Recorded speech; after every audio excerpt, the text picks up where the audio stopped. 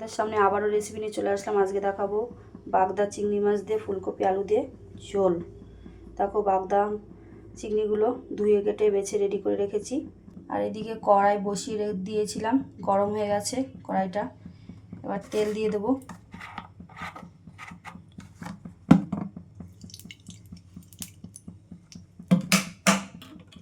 তেল দিয়ে দিয়েছি, গরম হতে থাকুক।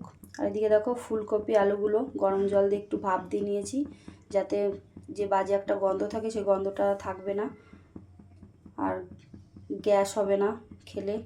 যাদের গ্যাসের প্রবলেম তারা এইভাবে ভাপ দিয়ে নিয়ে করবে, তাহলে ভালো হয়। এদিকে এবার লবণ হলুদ দিয়ে চিংড়ি মাছটা ভালো করে মেখে নেব। দেখো তেলটাও গরম হয়ে গেছে, এবার চিংড়ি মাছগুলো দিয়ে দেবো, একে একে ভেজে নেব। চিংড়ি মাছটা দিয়ে দিয়েছি, হালকা করে ভেজে তারপর তুলে নেবো। ততক্ষণ আমি মশলার পেস্টটা করে নিই।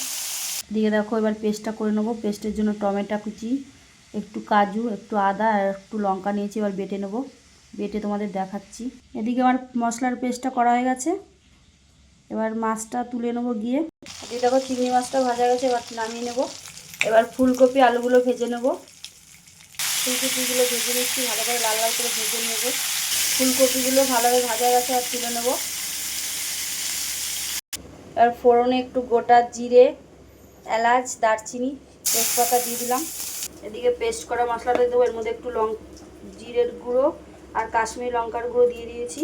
এবার দিয়ে দেবো সব পেস্টের মশলাগুলো দিয়ে দিই। লবণ, হলুদ, কাশ্মীরি লঙ্কার গুঁড়ো, জিরের গুঁড়ো সব দিয়ে দিয়েছি। এবার ভালো করে কষে নেবো মশলাটা। যত কষাবে মশলা তত খেতেও ভালো লাগবে। এবার সামান্য একটু চিনি দিয়ে দেবো, নিয়ে আবার কষে নেবো। এবার ফুলকপি আলুগুলো দিয়ে দেবো। দেখো তেল ছেড়ে গেছে, ভালোভাবে কষানো হয়ে গেছে আমার মশলাটা। ফুলকপি আলুগুলো দিয়ে দিয়েছি, এবার ভালো করে কষে নেব।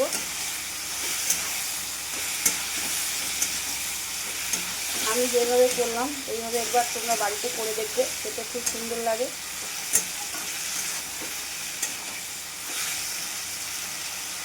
ভালোভাবে কষাবো। দেখো ফুলকপিটা কষানো হয়ে গেছে, এবার মাছগুলো দিয়ে দেবো। মাছগুলো দিয়ে দিয়েছি, এবার জল দিয়ে দেবো। এবার ঢাকনা দিয়ে ঢেকে দেবো 10 মিনিটের মতো। 10 মিনিট পরে তোমাদের আবার দেখাচ্ছি। এদিকে আমার 10 মিনিট হয়ে গেছে, এবার তুলে নেবো ঢাকনাটা। দেখো তুলে নিয়েছি। এবার একটু ধনেপাতা কুচি দিয়ে দেবো।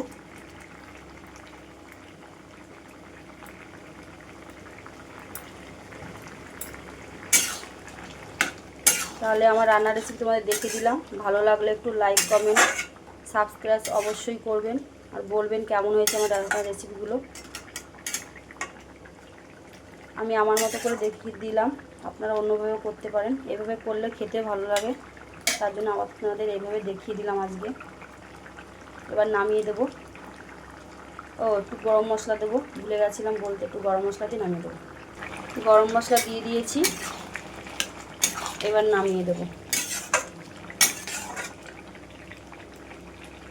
দেখো নামিয়ে নিয়েছি, কালারটা কত সুন্দর এসেছে, আর গন্ধ বেরোচ্ছে খুব সুন্দর। তাহলে আজকের রেসিপি এই পর্যন্ত। কালকে আবারও কোনো রেসিপি নিয়ে তোমাদের সামনে আসবো।